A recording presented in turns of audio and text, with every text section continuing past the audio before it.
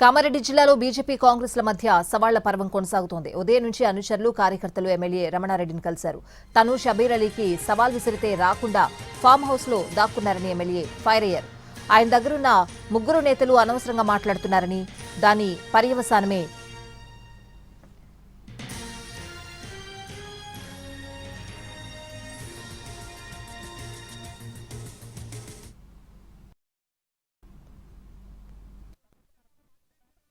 గారికి నేను సవాల్ విసిరినా, నువ్వు రా, దమ్ముంటే నువ్వు రావాలి, కానీ ఆ శివనూరులో పోయి అక్కడే ఫామ్ హౌస్లో ఉండి నువ్వు రాకుండా మాట్లాడితే కుదరదు.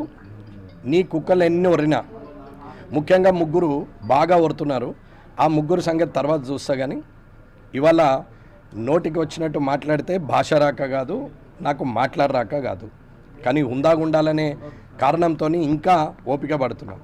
సరే, ఆ ముగ్గురు మాట్లాడిన వాళ్ళ సంగతి తర్వాత భవిష్యత్తులో వారికే అర్థమవుతుంది ఏం జరగబోతుంది అనేది. దానికి ట్రైలరే కారు ఏమైంది అనేది తెలుసు.